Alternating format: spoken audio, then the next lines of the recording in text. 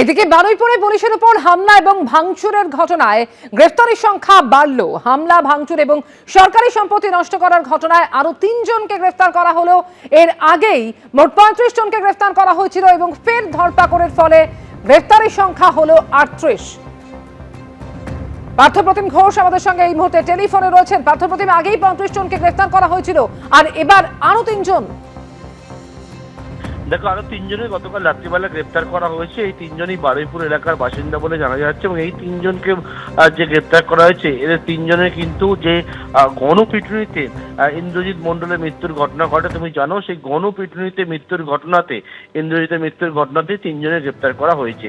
অর্থাৎ মোট যে ৩৮ জনের গ্রেপ্তার করা হয়েছে তার মধ্যে আগে ২ জনকে গ্রেপ্তার করা হয়েছিল গণপিটুনিতে মৃত্যুর ঘটনায় এবং সেই মামলাতে, এবং এক্ষেত্রে গতকাল রাত্রিবেলা আরো ৩ জনের গ্রেপ্তার করা হলো। অর্থাৎ মোট ৫ জনকে গ্রেপ্তার করা হলো গণপিটুনির ঘটনা এবং তাদেরকে আজকে আদালতে পেশ করবে পুলিশ। অর্থাৎ এই যে জায়গায় একাধিক মামলা হয়েছিল, তুমি জানো, নাবালিকাকে গণধর্ষণ এবং খুনের যে অভিযোগ তাতে মামলা হয়েছিল, তাতে আলাদা গ্রেপ্তারি ৪ জন গ্রেপ্তার হয়, যার মধ্যে একজনের এনকাউন্টারে মৃত্যু হয়।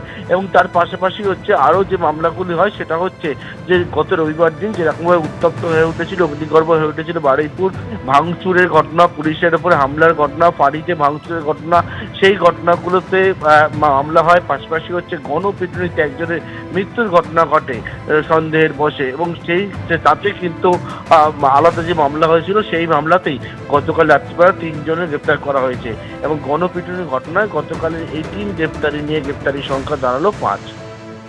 ধন্যবাদ পার্থ।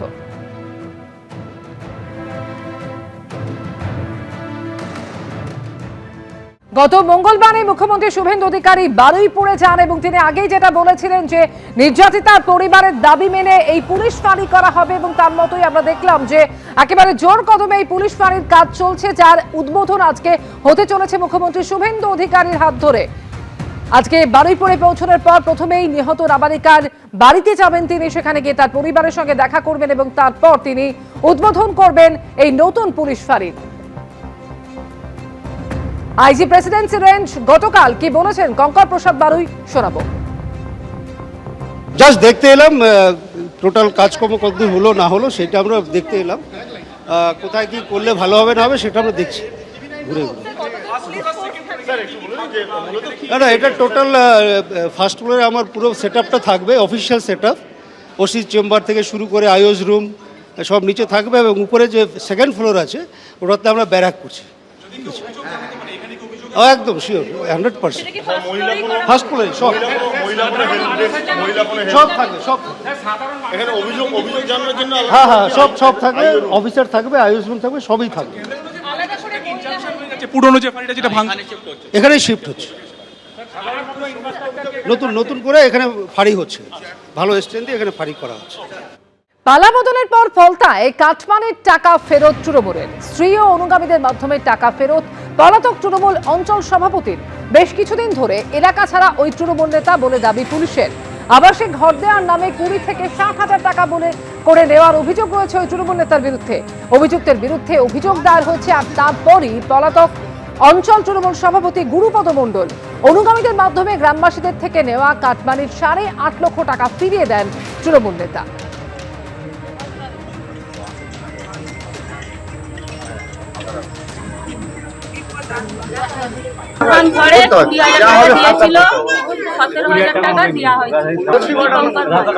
আপনি টাকা ফিরে পেয়েছেন?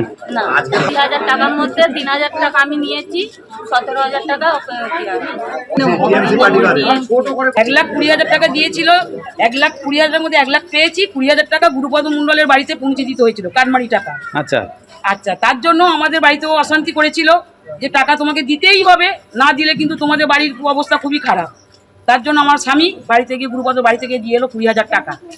এবার 1 লাখ টাকা আমাদের পেয়েছি।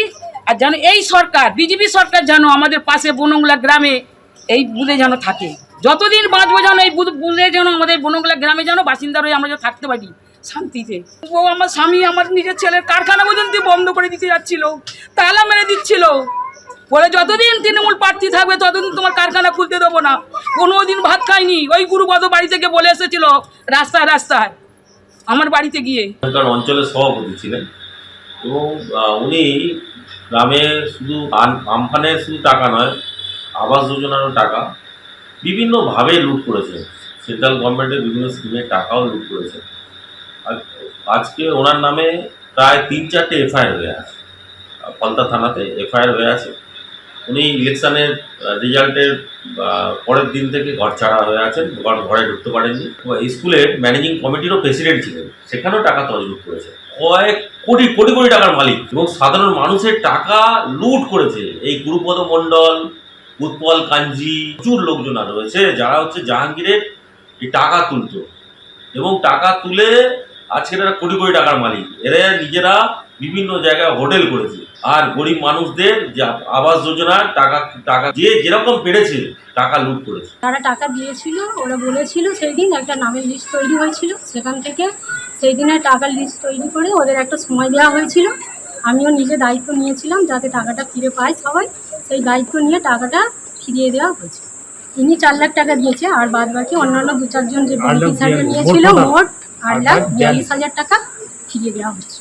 আমি যখনই জেনেছি তখনই তো স্টেপটা নিয়ে তো ফিরিয়ে দিচ্ছি।